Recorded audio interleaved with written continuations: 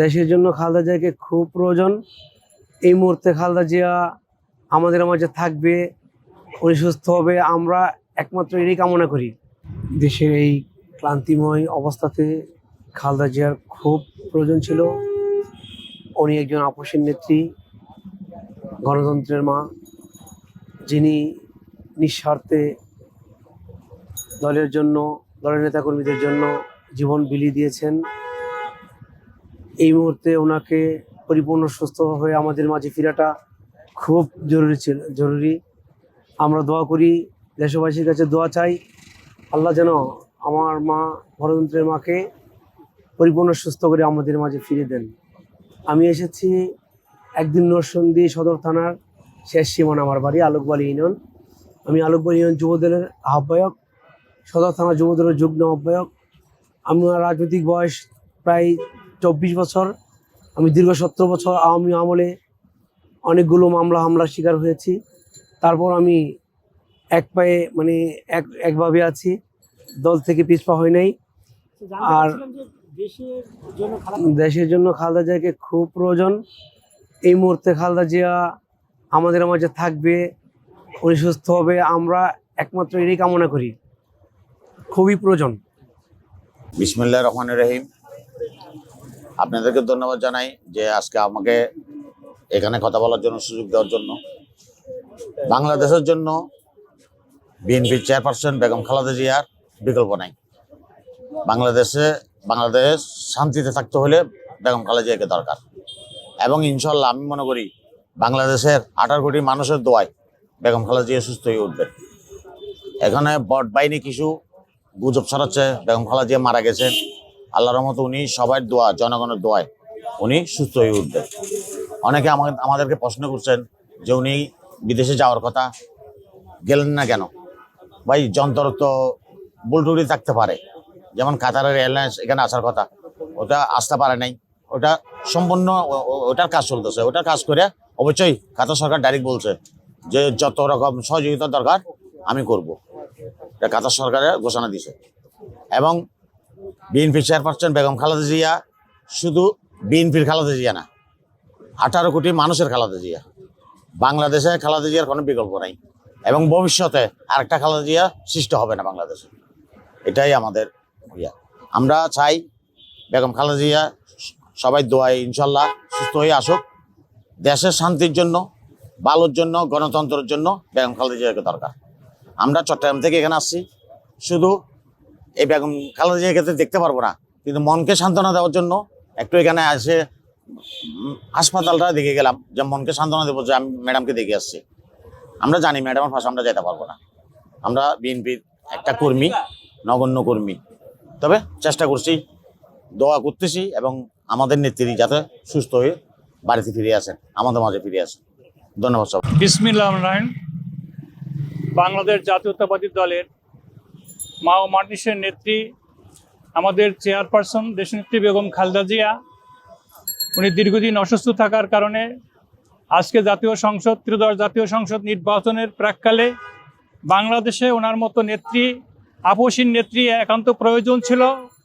আজকে উনি দীর্ঘদিন অসুস্থর কারণে হয়তোবা এই ত্রয়োদশ সংসদের নির্বাচনের তফসিল হয়তো ঘোষণা হয়তো একটু দেরি হইতে পারে। আমরা আশা করব যে উনি ওনার রোগ মুক্তি থেকে সুস্থ হবেন এবং এই নির্বাচনকে উনি শান্তিপূর্ণভাবে দেখে যাবেন। আমি কোটালীপাড়া থানা বিএনপির সভাপতি আছে মহিউদ্দিন, আমার সাথে আছে আমার সাধারণ সম্পাদক আবুল বাশার হলাদার, যুব দলের নেতা সালমান সহ আনোয়ার। আমরা এখানে আমাদের নেত্রীকে দেখার জন্যই আসছি। আসলে আমরা তো তার কাছে যাইতে পারি নাই, যদিও যাইতে না পারলেও আমাদের একটা আত্মতৃপ্তি পেয়েছি যে আমরা তার অন্তত হসপিটালটার পর্যন্ত এসেছি এবং আমরা এখানে এসে তার রোগ মুক্তির জন্য আমরা দোয়া কামনা করছি। এবং আগামী যে জাতীয় সংসদ নির্বাচন, আমরা আল্লাহর কাছে আশা করবো যে আল্লাহ সুবহানাহু ওয়া তাআলা তার হায়াতের দিন দিকে যেন নির্বাচনের পর পর্যন্ত, অর্থাৎ একটা সুষ্ঠু নির্বাচন দেশে হওয়ার পরে একটা নির্ধারিত সরকার গঠন করবে। আমরা আশা করি যে বাংলাদেশ জাতীয়তাবাদী দল বিএনপি সরকার গঠন করবে।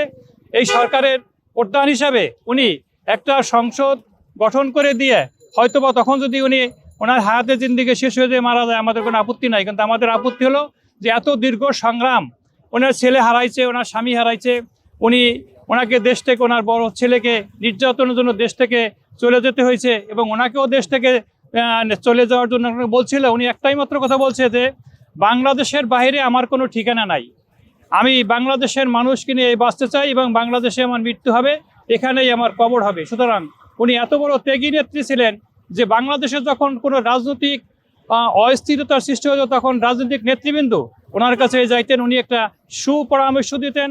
এবং এই জন্যই রাজনৈতিক নেতৃবৃন্দ আজকে বলতেছে যে আমরা রাজনৈতিকভাবে আমরা মুরব্বীহীন হয়ে যাইতেছি। দেশনেত্রী বেগম জিয়া যদি চলে যায় আমরা রাজনৈতিকভাবে আমরা মুরব্বীহীন হয়ে যাইতেছি। এই জন্য রাজনৈতিক মহলও আজকে যদি আমার দেশনেত্রী বেগম জিয়া যদি চলে যায় তাই রাজনৈতিক মহলটাও আমাদের একটা নেতৃত্বহীন হয়ে যাইতেছে, মুরব্বীহীন হয়ে যাইতেছে। এজন্য আমরা আশা করব যে আল্লাহ সুবহানাহু ওয়া তাআলা ওনার হায়াতের জিন্দেগি বাড়াই দিয়া অন্তত শান্তিপূর্ণভাবে নির্বাচন শেষ করে একটা সুন্দর সরকার গঠন করে যাতে যাইতে পারে। এই জন্য সারা বাংলাদেশের মানুষ ওনার জন্য দোয়া করতেছে, সারা বিশ্বের মানুষ দোয়া করতেছে। এবং একজন মানুষ তার জীবনের যে পাওয়াটা, অর্থাৎ তার মৃত্যুর আগে সে যে সিকিউরিটি পেয়েছে এবং সে যে সম্মান পেয়েছে, এর জন্য আমরা রাজনৈতিকভাবে সারা বিশ্বের কাছে, আর যারাই তার আজকে যে সভা তারকে যে সিকিউরিটি দিয়ে বা সম্মান দিয়ে সম্মানিত করছে, আমরা তাদেরকে আন্তরিকভাবে দলীয়ভাবে সবার কাছে আমরা ধন্যবাদ জানাচ্ছি। বিসমিল্লাহির রহমানির রহিম। আমি আবুল বশার হলাদার, কোটালীপাড়া উপজেলা বিএনপির সাধারণ সম্পাদক। আমি কোটালীপাড়া ছাত্র দলের প্রতিষ্ঠাতা সভাপতি, যুব দলের সাধারণ সম্পাদক এবং যুব দলের সভাপতি ছিলাম সাবেক, এবং বর্তমান কোটালীপাড়া উপজেলা বিএনপির সাধারণ সম্পাদক হিসেবে দায়িত্ব পালন করতেছি। কোটালীপাড়া বাংলাদেশের মানুষের একটি প্রশ্ন যে কোটালীপাড়া বিএনপি আছে কিনা, তার একটি প্রমাণ আমি বলি। 2009 সালে দেশনেত্রী বেগম খালেদা জিয়া যখন সারা বাংলাদেশে সকল তৃণমূল পর্যায়ে ফোন করে তৃণমূল পর্যায়কে নির্দেশনা দিল যে দল তৃণমূল পর্যায় থেকে ধরে রাখতে হবে, তখন কিন্তু বেগম খালেদা জিয়ার সাথে আমার কথা বলার সৌভাগ্য হয়েছে এবং আমাকে নির্দেশনা দিয়েছিল যে বাসার দল তৃণমূল ধরে রাখতে হবে এবং আমরা সেখান থেকে আরও মনোবলকে চাঙ্গা করে দলকে শক্তিশালী করার জন্য আমরা কোটালীপাড়া সমস্ত ইউনিট থেকে শুরু করে সবখানে সাংগঠনিক কার্যক্রম চালিয়ে ছিলাম। তার ধারাবাহিকতায় এই পর্যন্ত আমরা এসেছি এবং কোটালীপাড়া বিএনপির সংগঠন অত্যন্ত শক্ত এবং শক্তিশালী আছে, মজবুত আছে এবং তার নেতৃত্ব দিচ্ছেন কেন্দ্রীয় স্বেচ্ছাসেবক দলের যে সভাপতি SM জিলানী ভাই, তার নেতৃত্বে আজকে কোটালীপাড়া বিএনপির সংগঠন অত্যন্ত শক্তিশালী।